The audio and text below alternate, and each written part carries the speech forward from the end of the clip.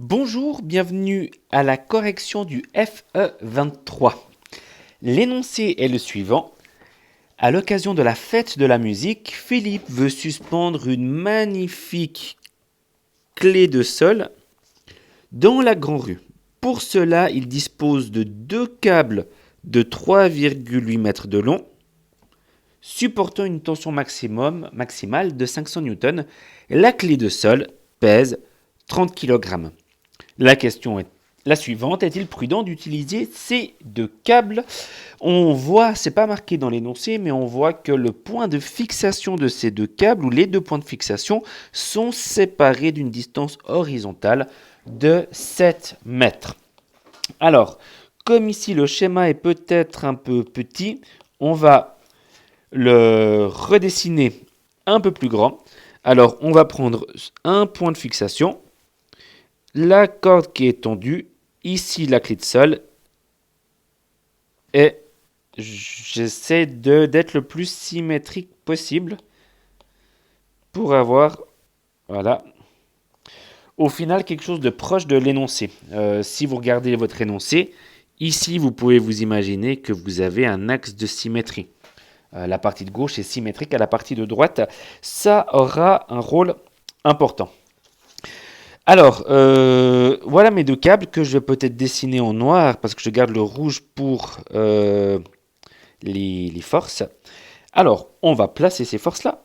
Vous avez la clé de sol où, première chose déjà, trouver le point important. Le point important est évidemment ce point-là, le point qui relie les deux câbles et la clé de sol. La clé de sol a un certain poids, donc vertical contre le bas. Et vous avez, alors, si vous ne savez pas comment dessiner les autres forces, la technique est toujours la suivante. Ici, la clé de sol est fixée, elle ne bouge pas, on est à l'équilibre. Donc, une force égale et opposée au poids doit être dessinée. Et ensuite, par rapport à cette droite-là, vous faites une parallèle qui passe par le sommet de votre force moins P. Et vous faites une parallèle de l'autre corde par rapport aussi au sommet de votre force moins P. Et vous allez trouver ce point, et vous pourrez dessiner vos forces comme ça et comme ça. Et là, on a nos trois forces. On pourrait le faire de manière très précisément pour venir lire, avec une échelle adéquate, venir lire la valeur des intensités de ces deux forces-là. Nous, on va utiliser le calcul. Et donc, on va simplement les symboliser comme ça. Et puis, comme ça. Notons, comme c'est des tensions, notons la tension, on va dire, de gauche T et la tension de droite T'. Une fois qu'on a placé toutes nos forces sur le point important, on va décomposer ces forces-là en choisissant deux axes. Alors, on va prendre un axe horizontal, ça sera l'axe X, et un axe vertical. Pardon, j'aimerais bien que mon axe X, par contre, passe par mon point vraiment. On va le faire passer ici, voilà. Et l'axe vertical qui sera l'axe Y. Et on a nos deux axes. On va les nommer. Alors, X et Y. L'étape d'après, on projette nos forces sur nos deux axes.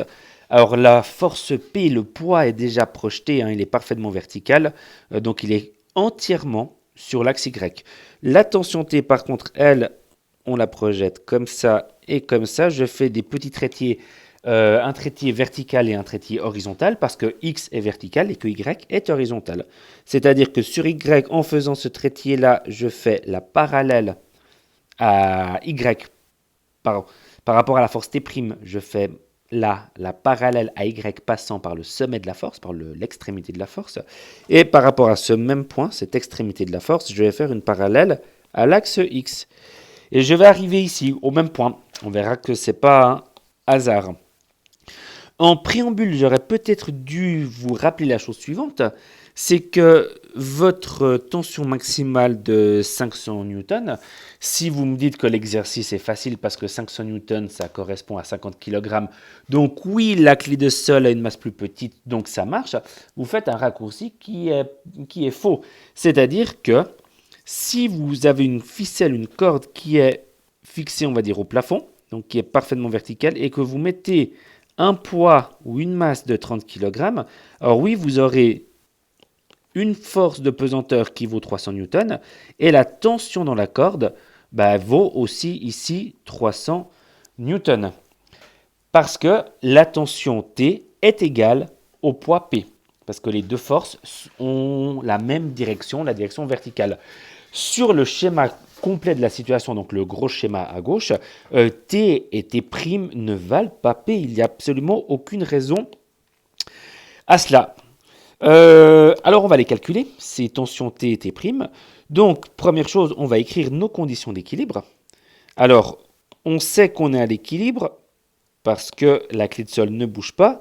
Alors les conditions... par contre, je suis en train de me demander deux choses. Première chose, est-ce que je peux un petit peu raccourcir cet axe Y? C'est juste une question de place. Et mon schéma, je peux du coup, j'imagine, le monter un petit peu. Voilà. Et une petite chose supplémentaire qui n'est pas si petite, que je n'ai pas fait, c'est que je n'ai pas dessiné les fameuses forces. Donc j'ai une force ici qui est la projection de T sur l'axe X. Une force que je fais un petit peu en décalé, c'est la projection de T sur l'axe Y, parce que juste à côté, il y a la projection de T' sur l'axe Y. Et horizontalement sur la droite, il y a la projection de T' sur l'axe X. Voilà, j'ai toutes mes forces. Alors, je vais pouvoir maintenant écrire les conditions d'équilibre. Mes conditions d'équilibre sont les suivantes. Par contre, ce n'est pas la même largeur de stylo, j'ai l'impression. Conditions d'équilibre. Eh bien, toutes les forces qui tirent à gauche, ça doit être égal à toutes les forces qui tirent sur la droite. À gauche, j'ai que Tx. Et à droite, j'ai que T'X. Et on va faire le même travail verticalement.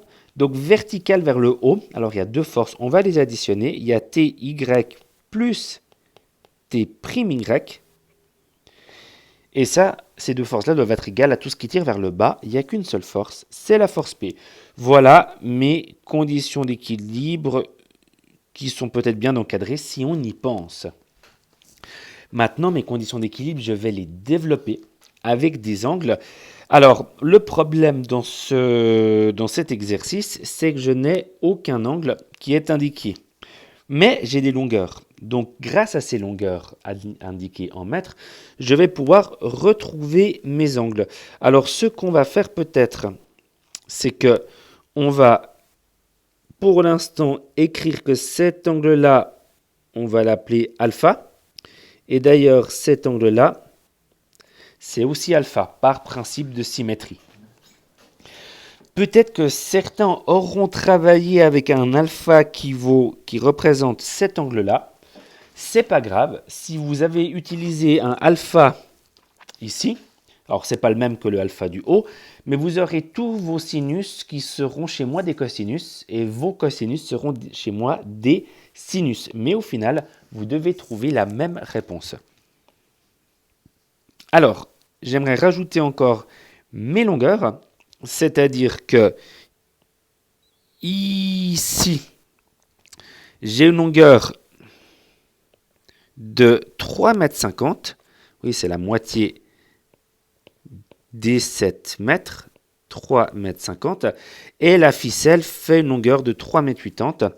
Donc cette longueur-là fait 3,80 m. Pour trouver mon angle alpha, je travaille dans ce grand triangle rectangle. Par rapport à mon angle alpha, le 3,5 c'est l'opposé et le 3,8 c'est l'hypoténuse. Donc je vais trouver mon angle alpha avec le sinus. Je vais peut-être le faire ici, juste à côté. Sinus de alpha est égal à l'opposé 3,5 sur 3,8. Et donc alpha est égal, et je vais juste me décaler un petit peu pour que je puisse faire toute la ligne, est égal au sinus inverse de 3,5 sur 3,8. Alors 3,5 divisé par 3,8 inverse sinus, ça fait un angle à peu près de 67 degrés. On va l'écrire comme ça, est égal à 67 degrés. 67,1 si vous voulez, vous pouvez très bien arrondir à l'unité. Par contre, on va garder cette valeur stockée. Bon, qu'est-ce qui se passe maintenant si je développe mes conditions d'équilibre? Donc Tx, Tx il est où? Tx, alors on va le regarder un peu plus près. Tx, il est là. Et j'aimerais le relier à T. Alors Tx, il est en bas, mais il est aussi ici. Alors Tx, il est là. Alors c'est vrai qu'on a l'impression que c'est Ty, mais le Ty que j'ai écrit ici, c'est par rapport à la force qui est sur l'axe Y. Donc, pour résumer, et peut-être, si je prends un stabilo, c'est peut-être un peu plus clair. C'est-à-dire que mon Tx, je vais le prendre dans ce triangle-là, ici. Et mon T, je le prends là. Donc le T, c'est celui-là. Eh bien, j'ai l'opposé de l'angle alpha. Et j'ai l'hypoténuse. Donc ça sera aussi avec le sinus. Je saute peut-être l'étape où, si vous voulez, on peut l'écrire en dessous. Alors si vous voulez, enfin ici, sinus d'alpha est égal à l'opposé. Donc Tx, oui, Tx divisé par T. Et donc Tx est égal à T fois sinus d'alpha. J'utilise la couleur rouge pour tout ce qui est force et j'utilise, vous l'aurez compris, la couleur bleue pour tout ce qui est distance. Voilà. Pardon. Et on aura besoin de faire c'est le même genre de raisonnement, mais pour TY. Alors TY par rapport à mon angle alpha, toujours dans le même triangle, c'est l'adjacent. Alors ça sera avec le cosinus. Cosinus d'alpha est égal à l'adjacent TY sur l'hypoténuse T. Donc TY est égal à T fois le cosinus d'alpha. Voilà, on a fait toutes nos projections et on connaît même l'angle alpha qui vaut 67 degrés. Pour l'instant, je vais continuer à le nommer alpha. Vous pouvez faire la même chose pour les T'X et T'Y. Vous allez trouver exactement le même genre de relation, c'est-à-dire T'X, c'est T' fois sinus alpha. Et T'Y, c'est T' fois cosinus alpha. Donc au final, qu'est-ce qu'on a? À partir de là, on n'a que T fois sinus alpha est égal à T' fois sinus alpha. Ce qui est très intéressant, pourquoi?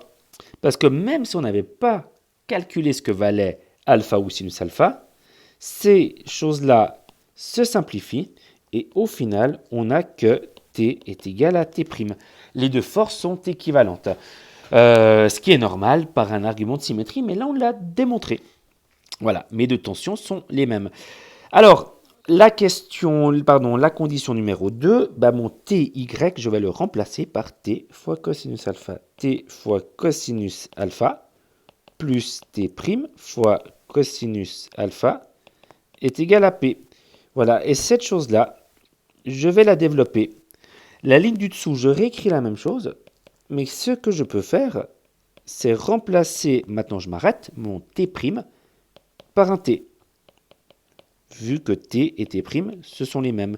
Et qu'est-ce que je remarque? Je remarque que ce monôme et ce monôme sont les mêmes. Donc c'est deux fois le même monôme. Donc au lieu d'écrire T fois cosinus alpha plus la même chose, plus les mêmes, j'écris 2 fois T fois cosinus alpha est égal à P. Voilà, j'ai pas mal avancé.